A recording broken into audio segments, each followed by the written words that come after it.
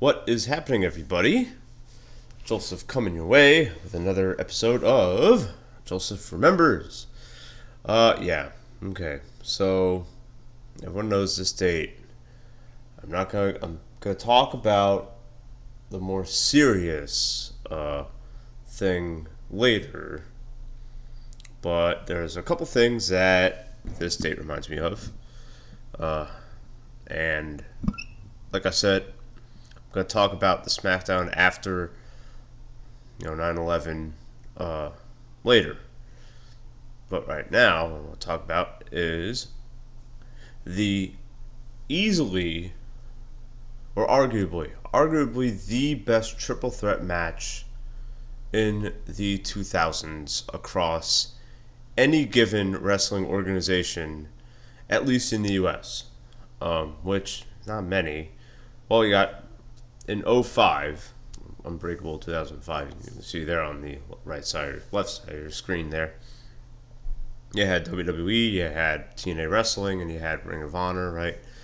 Across all three of those, from 2000 to 2009, it would not be too far fetched uh, to label the amazing X Division title triple threat match between AJ Styles, Christopher Daniels, and Samoa Joe at Unbreakable 2005 as the best triple threat match across all wrestling organizations and across any gender, whether it's dudes or chicks or whatever. So I'll talk about that match and the event of Unbreakable '05, but of course, got to talk about what I was going through in my life. And so in September 2005, I had just come back from finishing college for the first time, getting my first bachelor's degree in a very useless sociology degree. And I was not struggling to look for a job, but the job I had totally sucked. Like nowadays I'm loving life. Like I do four things for money, this being kind of one of them. I mean, I get gifted video games. I guess that counts as income.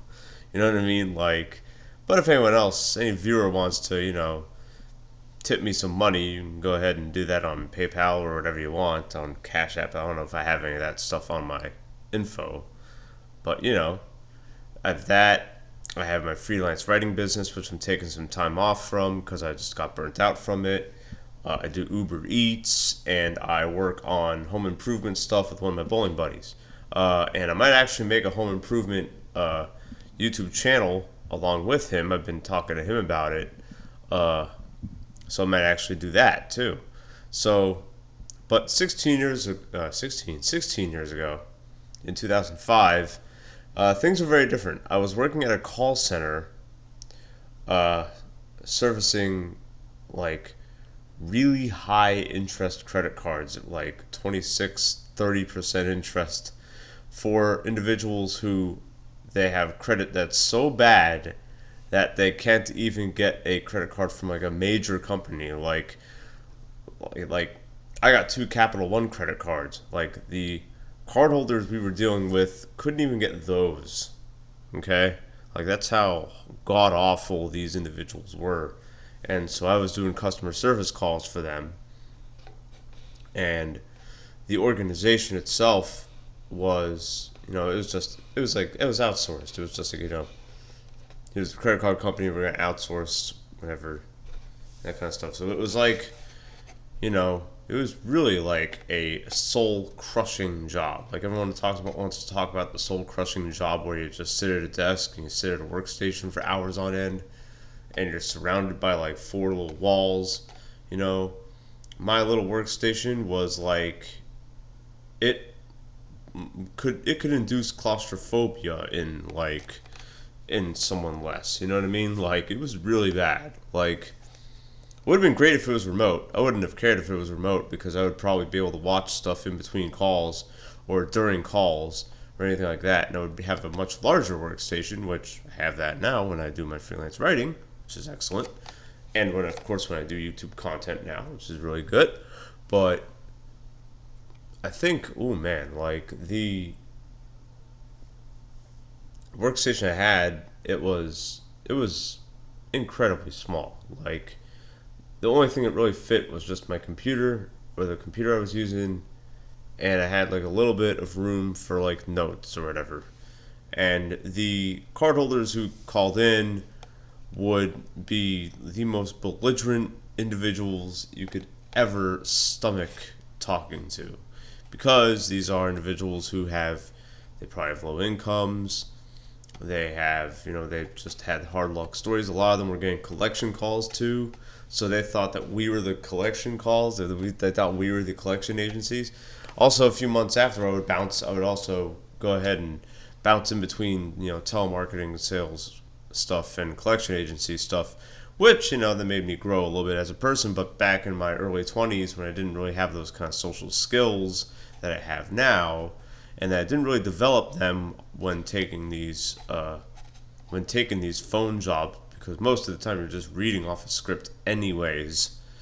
Even in customer service, you read off of scripts. Like if someone says that, like in this particular case, if someone called in this particular job, if someone called in and said, "Oh, I couldn't make my purchase," you were supposed to read. You couldn't, and if you went off the script, you would get like a point on the call, and if you accumulate too many points, you'd get written up. And of course, you get written up 3 times, you get canned, fired. That's what happened to me, pretty much. I'd average like 2 points a call just from either the call lasting too long. Most of the time, it'd be just because the call would last too long, because I try to build a relationship with them and try to sell them on like increasing their credit limit. You know what I mean? That kind of stuff. But say someone called in and they were like, "Oh, I can't use my card." I'd be like, "Okay, well, let's see what happened."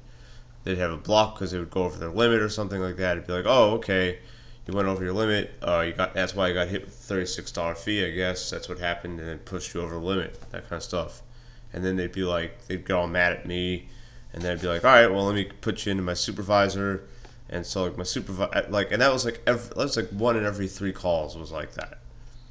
To the point where like my boss, my supervisor, not my boss, but my supervisor would pull me to the side, and they would say, "You need to stop, because you need to learn how to figure this out on yourself, and we can't hold your hand anymore." And I'd go like, "Well, I'm doing what I was trained to do." Like they literally told you, if you're trained, it's like someone argues with you, if a cardholder argues with you about any kind of fee and they want it removed, then get him over to a supervisor, escalate the call. And so I remember there was like a big argument that I had with my supervisor and her boss. And I said, "I want you to listen to this call." And they listened to the call, and they said, I asked my boss. I pretended like the supervisor wasn't even there. I said to my boss, I asked my boss, I said, "Okay, now, did I do the right thing?" Boss said, "Yes." And I said, "Okay, cool. Well, the supervisor said that I did not do the right thing." And the supervisor got written up for that. I rocked the boat quite a bit at that job. Like I remember there was one guy, because we also do customer service or not service, but like if someone got an offer in the mail, it wasn't our job to sell them on the offer, but I did it anyways just for fun, because I always had that kind of sales mentality. Like I love being a salesman. I mean, that's just how I am. I love selling people on stuff, or not selling people, but I try to I enjoy convincing others to do things that they might have an interest in, and developing that kind of interest to see if they actually have that interest. So I've always had that kind of enterprising personality, even in my early 20s. So someone would call in and be like, "Yeah, I got this offer. I just want to know what it's about." And I go, "Great. We're offering credit card for people who have low credit scores." And then I'd ask them to be like, "Oh, are you able to get a credit card just by applying for one online?" And they'd be like, "Well, I kind of have trouble. And I'd go like, "You know what? Great. Sign up with us, man. We'll give you that credit card in a couple weeks. It'll take like 10 days to get to your house.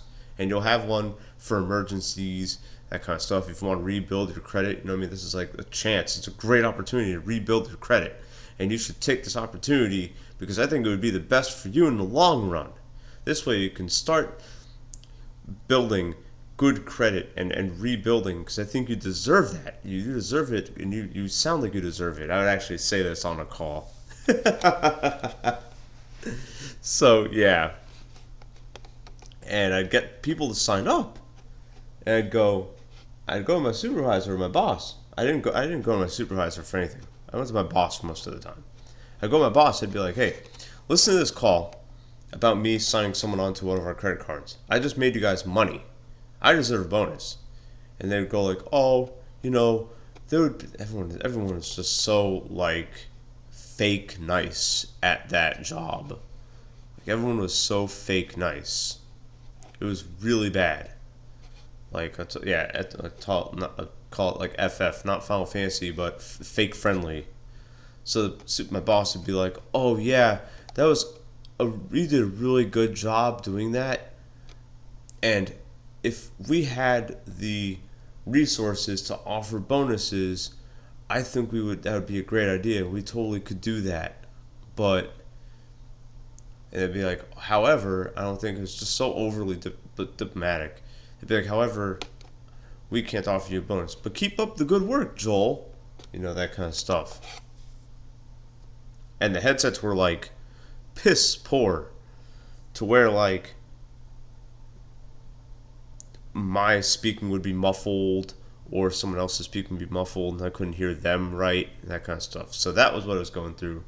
Also, other stuff in September of 2005, and I'm pretty sure I mentioned this also whenever I remember stuff from 2005.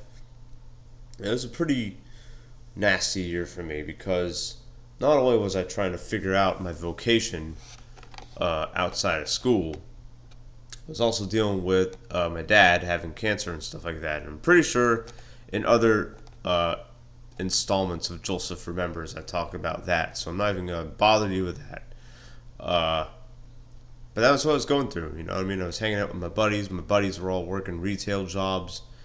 And I'm thinking to myself, man, I'll go back to retail. But, like, I got a degree for a reason, but I didn't know what that reason was. And turns out I really didn't need a college degree at all to do any of this stuff I'm doing now. I didn't need it, which is, it's just as lucrative as any other call center job would be today, possibly more. Like today, I made $140 on Uber Eats. Like just by driving around delivering food, and I made $100 and something. You know what I mean?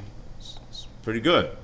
Versus at that call center job, I was making $12 an hour, and that was only because I was working 10-hour days.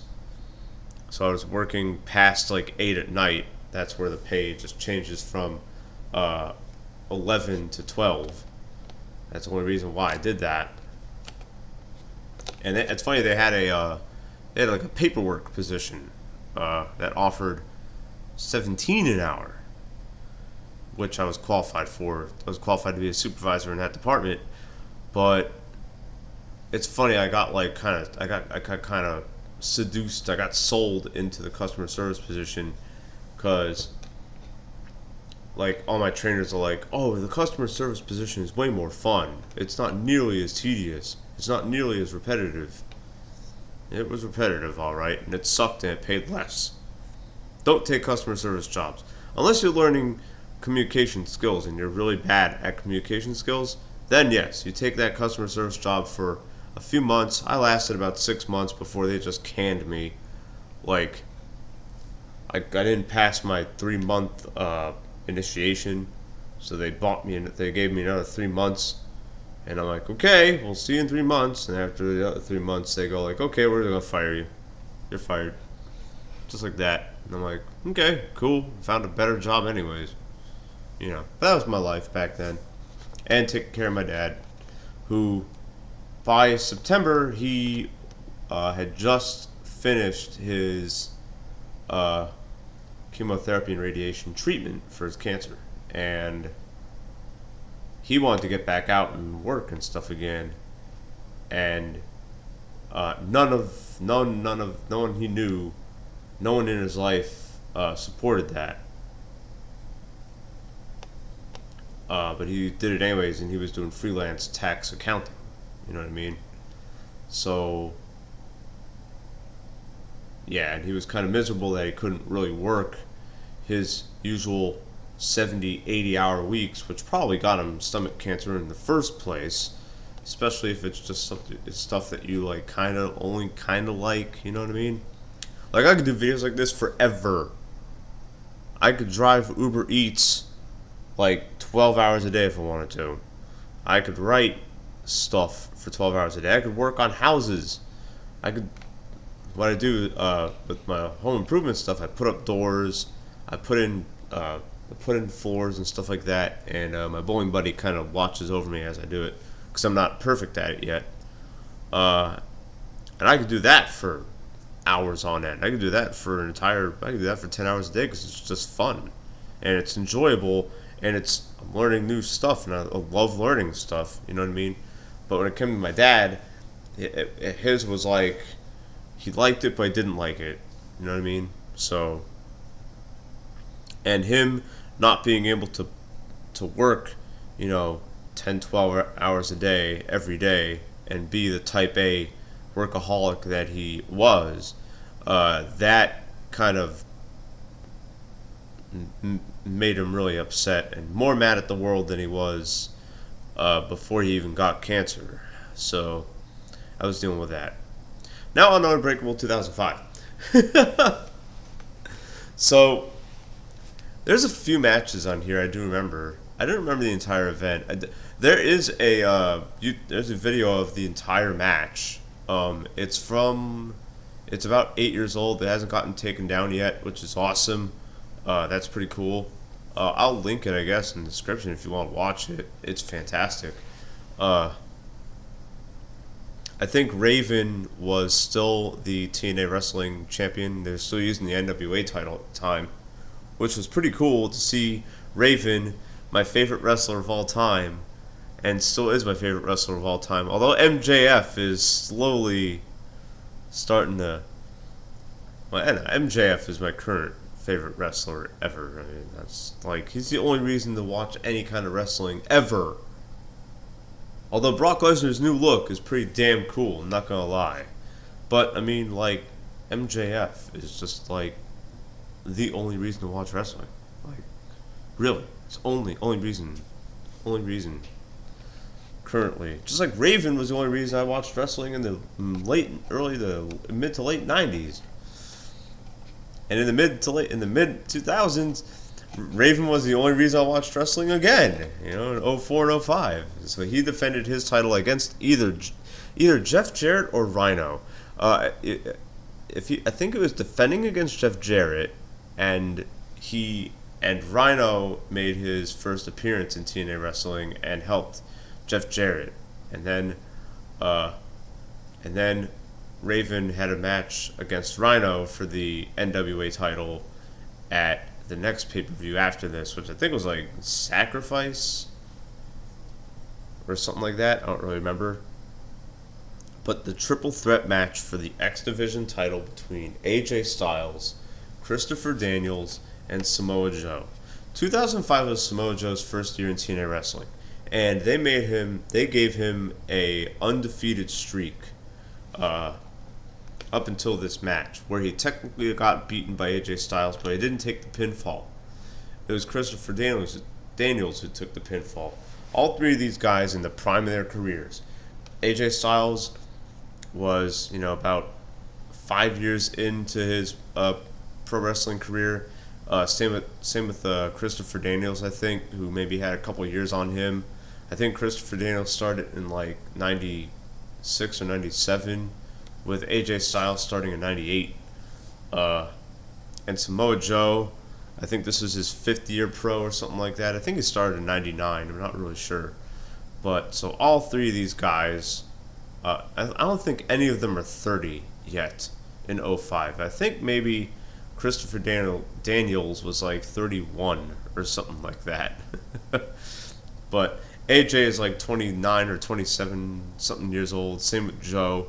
And these three dudes put on a barn burner of a match, which just tells it's non-stop storytelling. It highlights the uh, the rivalry between Daniels and Styles. It has Samoa Joe beating the crap out of both of them. It has Daniels and Styles beating up Samoa Joe and getting him out of the ring.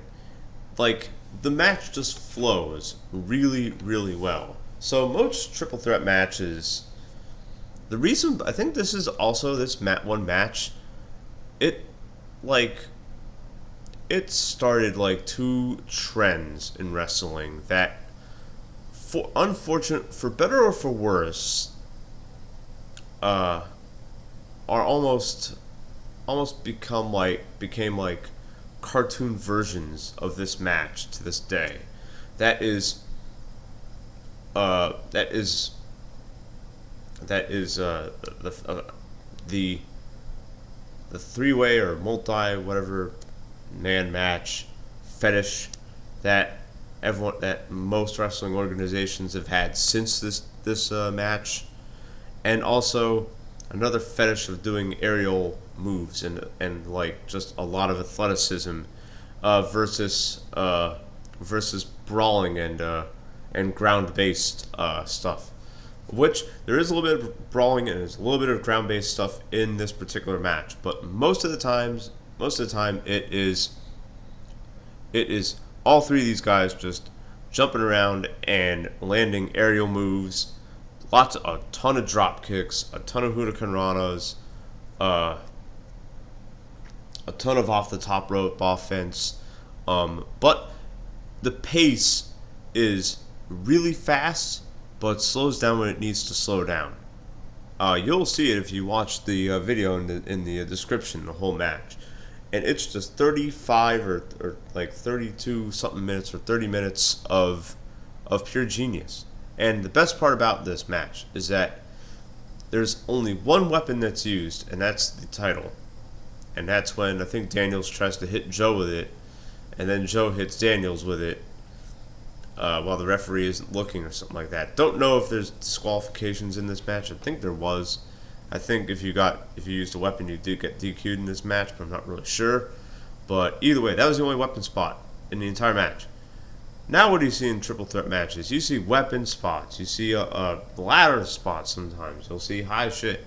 High spot, high spot, high spot. Weapon shot, weapon shot, weapon shot. You know what I mean? And double teams galore.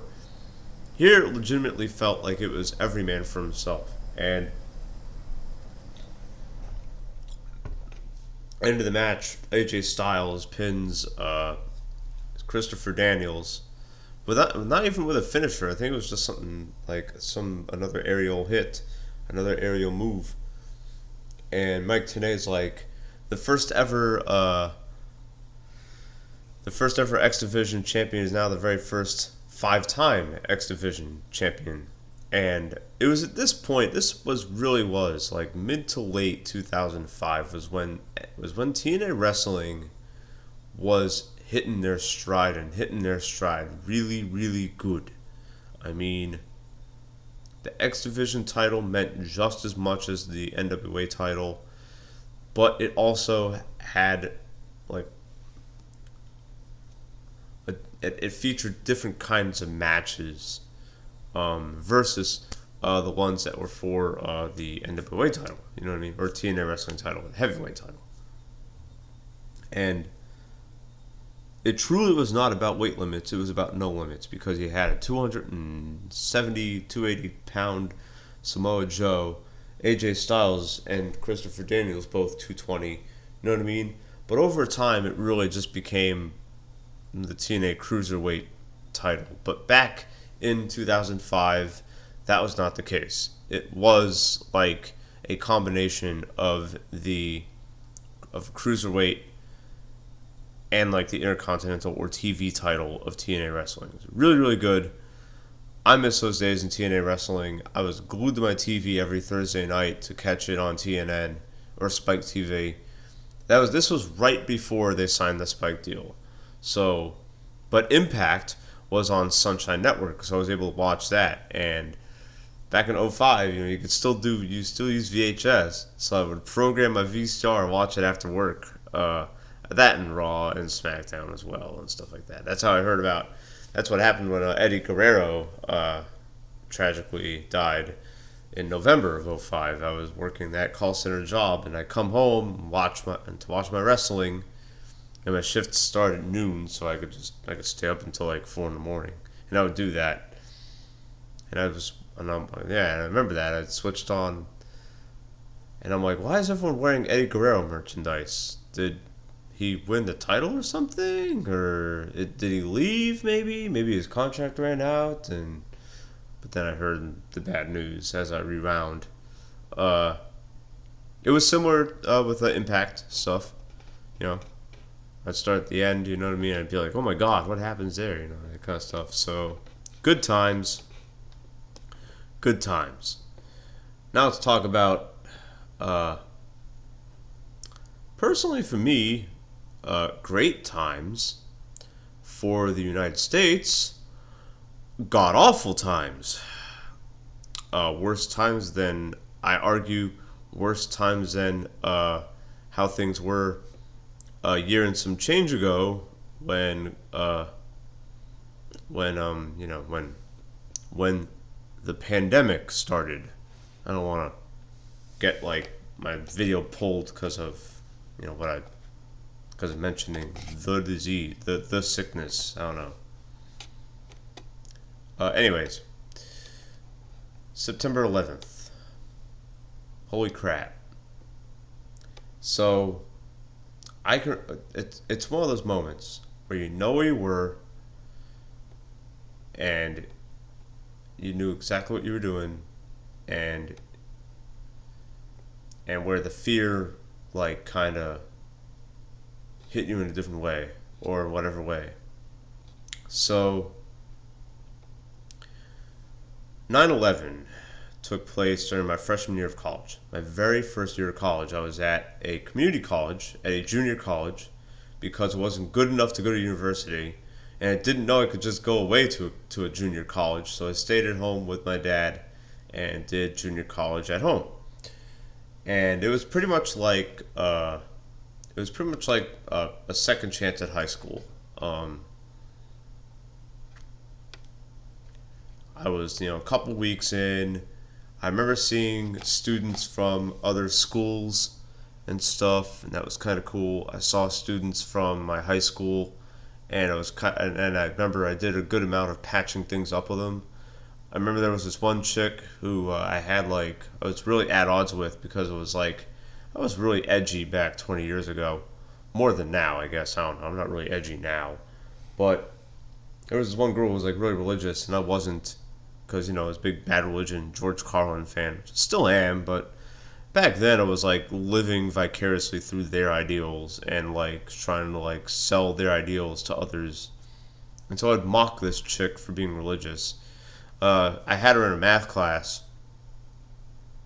And, like, I remember, like, we patched things up on that day. I pulled her to the side after the class and I said, hey, look, I did not mean to say those things I said to you about your religion being pointless and dumb and stupid or whatever. I guess it's just my way of like dealing with things, and I didn't do it the right way. So I want to say right now I apologize. And like, she gave me a hug and she's like, oh, you're good, it's fine, we're all stressed out here anyways, that kind of stuff. And we were cool after that. It was funny because like she would like borrow notes and stuff off me, because like it was for a remedial math class, because I wasn't good enough to. I guess it wasn't good enough when I tested in. My SATs weren't good enough to get me enrolled directly into college level math, so I had to take a remedial class for that, which was dumb. Because there was a pretest that I scored really well on. I scored like 85 on the pretest, so I didn't need to do any of the homework at all. I was exempt from all that. The only thing I needed to do was exams. And so I was like really good at the material, because it was material that I knew. I just didn't know it perfectly, I guess. Which is dumb. But whatever. And it counted as an elective, so it didn't count as a math credit. And so this chick, I guess she wasn't as good as it in it as I was, and she borrowed notes from me and stuff like that. And I would like the semester would go on, and I would like tutor her. You know, I'd be like, oh yeah, do this thing this way, that kind of stuff. Do I remember any of that stuff? Probably not. I mean, it's algebraic math.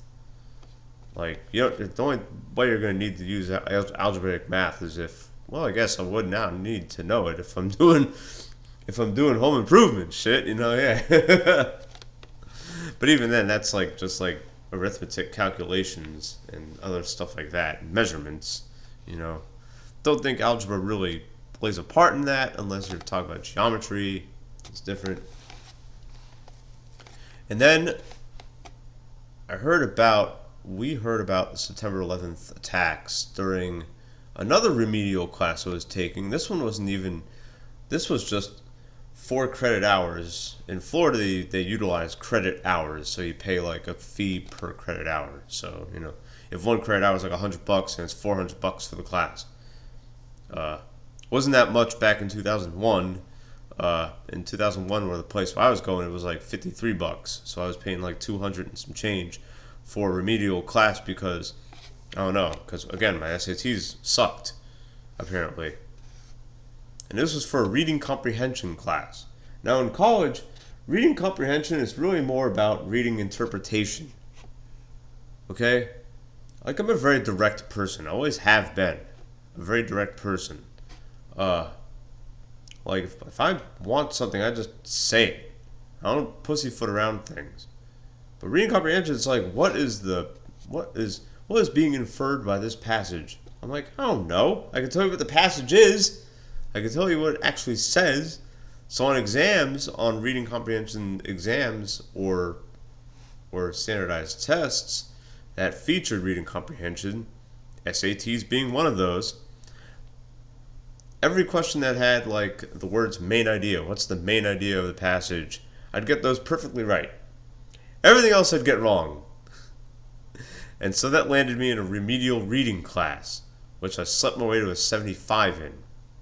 But, so we're sitting in this class and I'm bored as hell, and then like the teacher just says, we just got word that the World Trade Center got like attacked by 2 hijacked airplanes that rammed into the towers.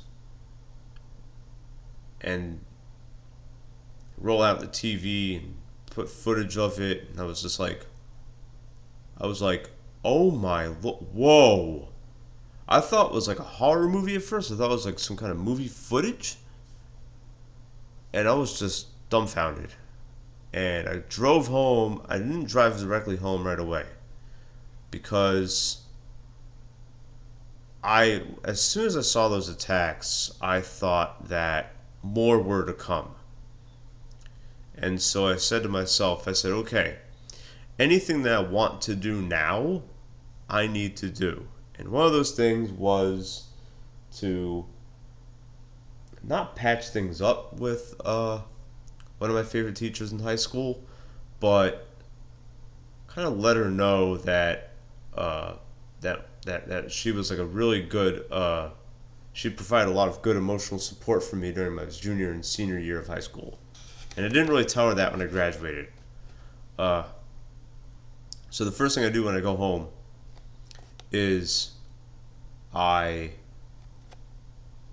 drive to my high school, and I just park in the student parking, and I just barge in, I just walk right in. School's about to be out, so I didn't really care. I knew exactly what room she was at, and I'm like, oh my god, I hope she's there. I hope she's there. I really hope this teacher's there. She is, and I walk up and I say, and I give her a big hug, and I said, I don't know if you just saw what happened, but I need to tell you right now, because I don't know if I'm going to be able to say it again, that if I didn't have the emotional support that you gave me in junior and senior year, I may not be here today, and I want you to let me know, and I want to just tell you that because I had no idea if what's going to happen. And I remember I was panicking worse than I was now. Like, I was in tears. I was like crying to her, and I said, I need to let you know this, because another attack might happen, and it may not happen in New York. It might happen here. It might happen every day for all we know. And I remember she worked very intimately with a cheerleader who I had a crush on, who I like really soured things up with because I creeped her out really bad.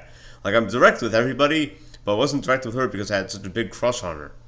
And I didn't figure that out, how to navigate that for, 15 years down the road. But back in those days, so I told her, I told the teacher, I said, look, if you talk to the cheerleader or if you encounter her, I need you to tell her, because I can't tell her now because she's not here. And I said to her, I said to the teacher, I said, look, tell her that I apologize for everything and that I had a dumb crush and that all I wanted was just to have her in my life because my life sucked and I wanted someone else whose life did not suck to be in my life. That was pretty much the only reason I wanted to know this cheerleader. I didn't want to go out with her. I just wanted her to be in my life because my life was god awful in high school. So I figured, hey, let me be friends with this popular girl. Then it could open up more opportunities for me, that kind of stuff. You know what I mean? And I said to her, look, I just want her blessing on my life in any way, I don't know. And then I went to work, and the footage of it, we were selling these small TVs, and footage of it was playing on the TVs on network news. Not on CNN because it's cable, but it was on our local stations because it was a national thing. And I just remember me and every patron who walked in, like, we're just glued. Our eyes were glued to that TV. And, like, there was this coworker who I also had a crush on, who I didn't, And just me and her are, like, holding hands and watching this, and we're both fighting tears. And I'm like, I remember telling her, I said, I'm not gonna say her name because I don't like saying people's names of people I know and who I've dealt with and stuff like that. I just said to her, like, I held her tightly with my arm around her waist. I'm like, I'm really glad that I know you, and like, I'm glad that we have this, whatever we have, and like, I'm glad you're here. I'm glad you're here, and I appreciate you. You know what I mean? Like, I was saying that, and I said that to everybody. And I didn't really get along with most of my coworkers. It was in Walgreens. I was working at Walgreens back then. But even still, I said to everybody that day, I said, look, like, I know I do some dumb things and I say some stupid shit. And I know it took me like a whole month to learn how to balance my drawer. I said that to my boss. I said hey man, because of what just happened, like, I don't know what's going to happen now. So I want to let you know that you were super patient with me and you didn't have to do that. And I just appreciate everything. I appreciate that because no one else would be that patient and you were. And now that I've gotten these drawers figured out and I know what to do, now like, if I'm like under $5, I'll just give you $5 and whatever. He's like, no, you don't have to do that, but I appreciate that anyways. You know what I mean? And my boss at my Walgreens job, he was very intense, like my dad was. So it was like almost like I was working with my dad. And I even said that to my dad. When my dad heard about the September 11th stuff, that just, I don't know, man. He ranted about, the ethnicities of the individuals who are stereotyped to do that kind of stuff. I don't want to go too deep with that, but my father had a very deep hatred for those types of individuals, and that hatred just got more solidified after the 9/11 attacks. And he said it was all, It was all them. It was all them all along. We should have done to them what they just did to us, and we should have kept on going, going, going. My dad was very pro-Israel because he spent his majority of his life there before he moved to the States. So he would just get on, he would just get like that. You know what I mean? And seeing him rant about that was pretty unsettling. At the time, when I was 19 years old, it made sense.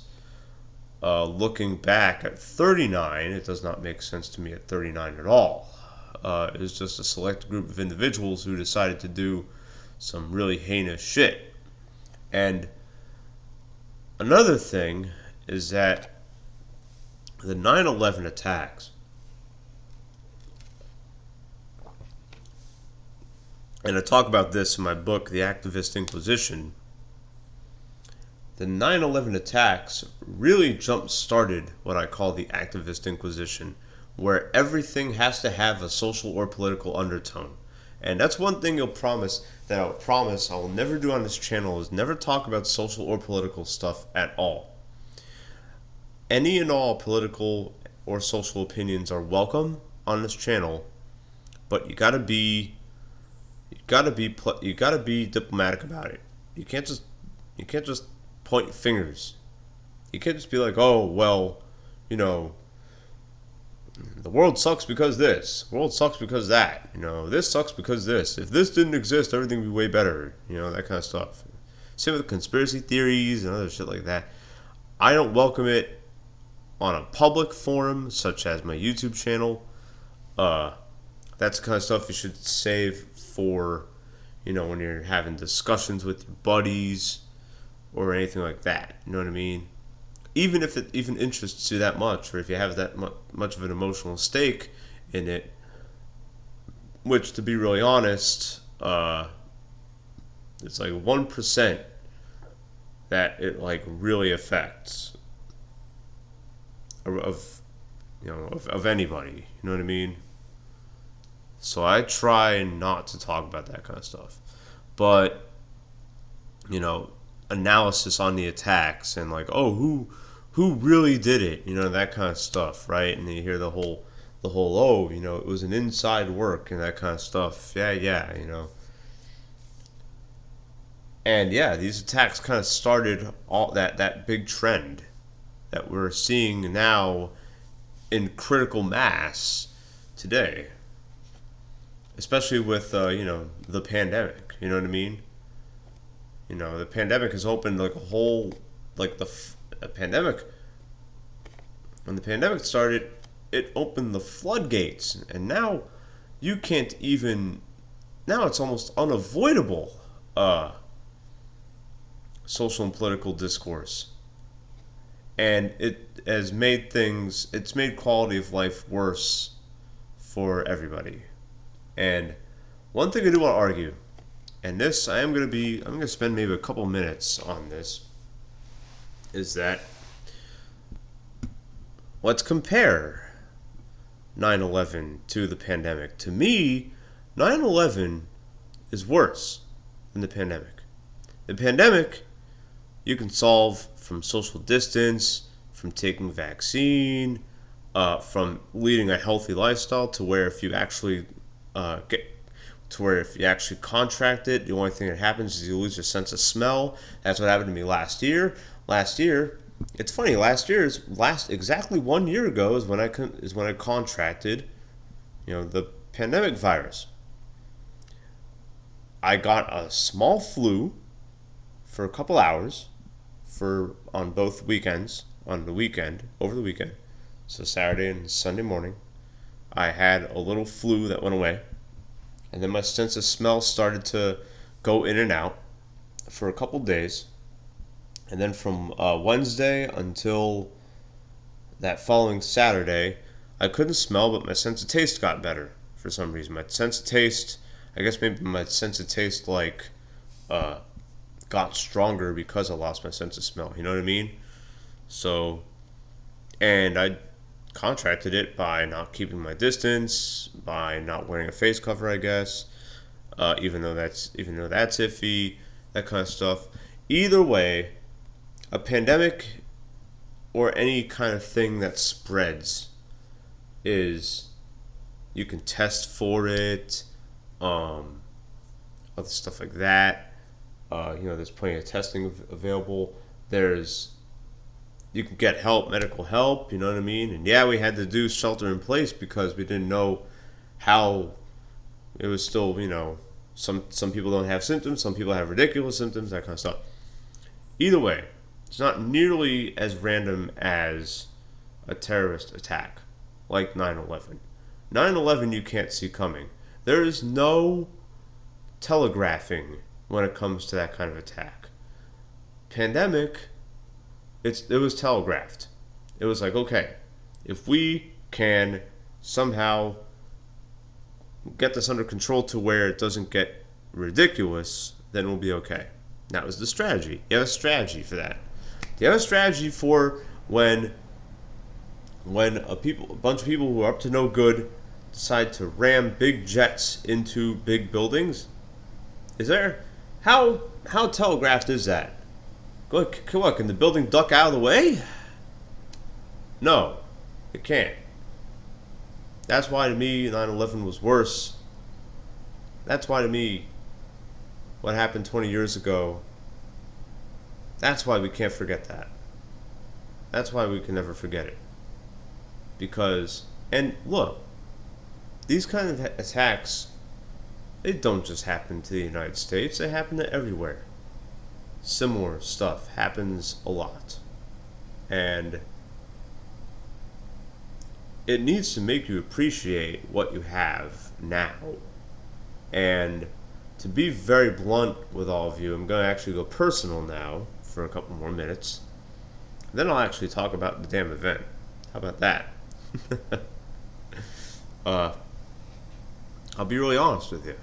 For a good 15 some odd years, from 2001 to 2016, I didn't do a real good job of, or until 2014, we'll say, somewhere around there.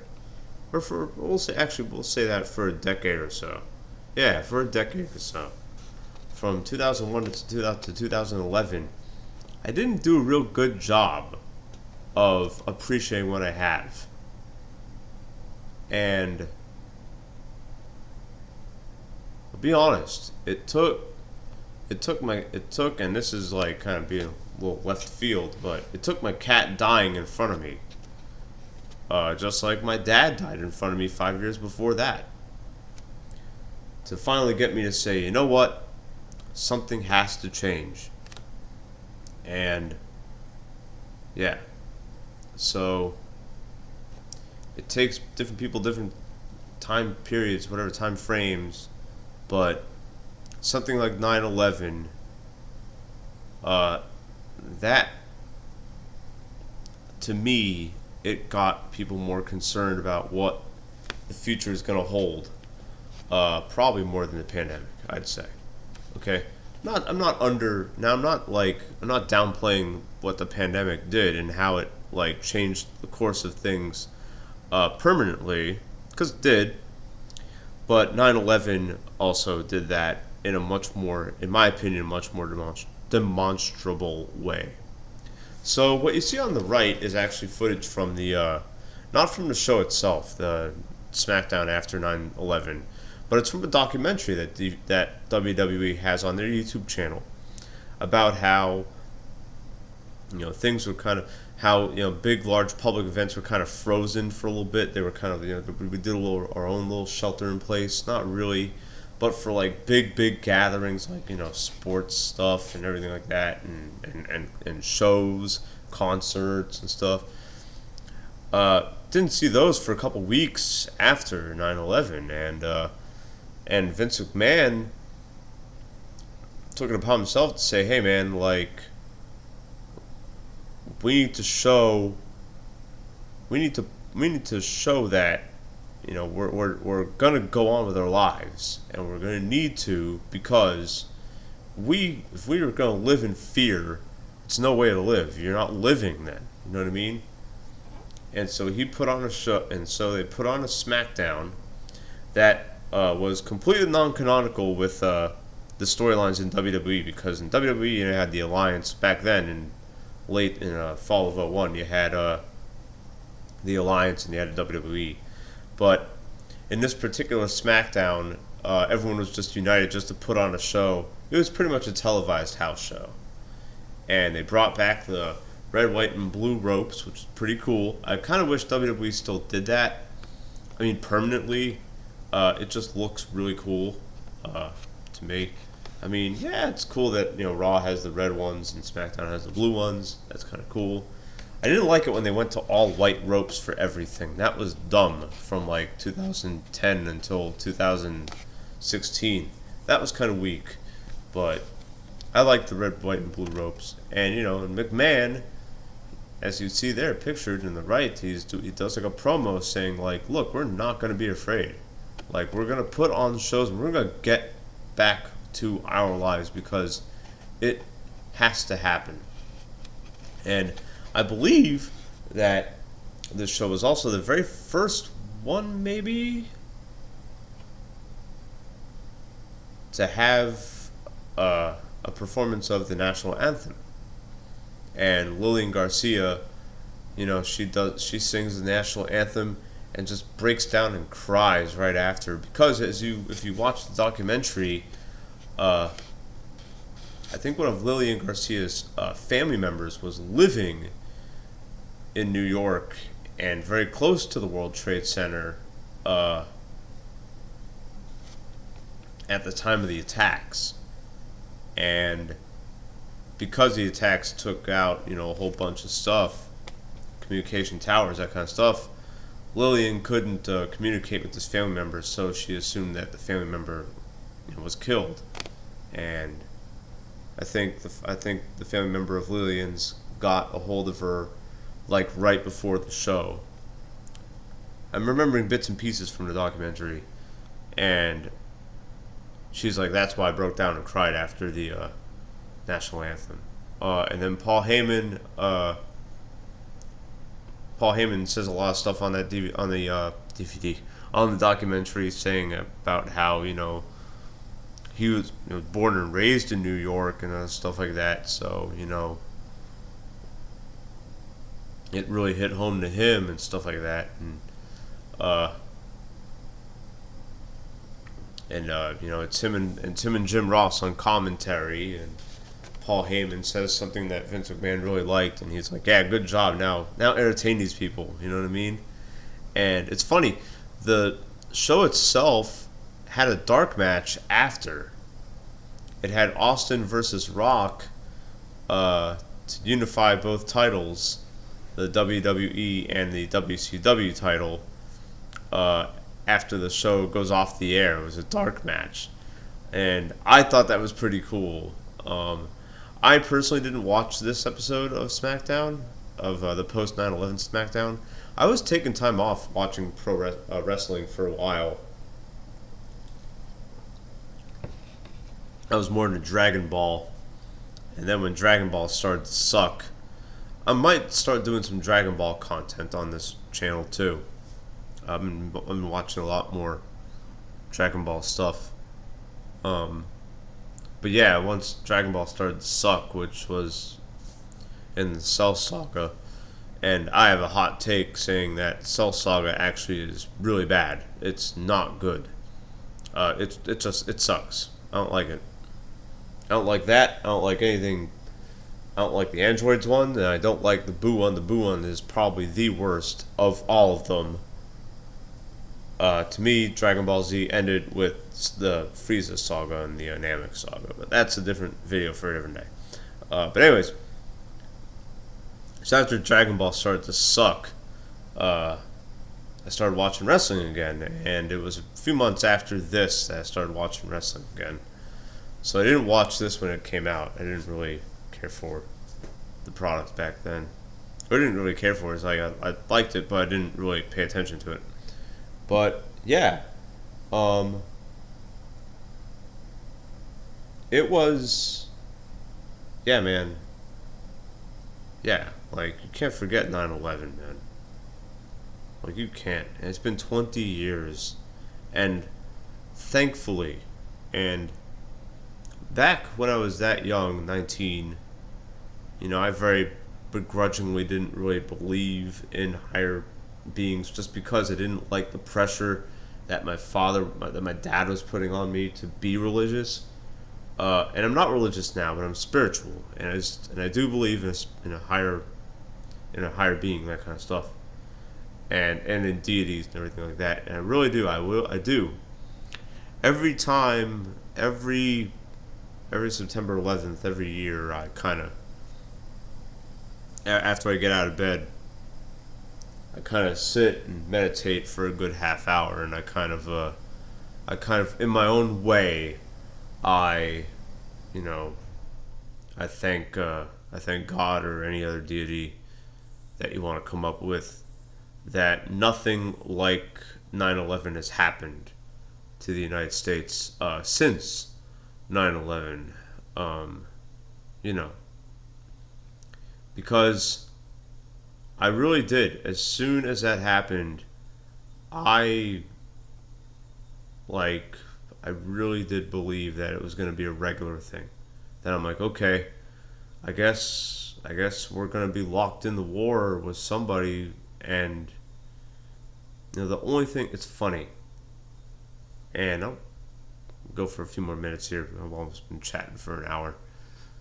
When I saw the 9/11 attacks, the only thing I could really think of was that scene in Terminator 2 where where the machines take over and they nuke stuff.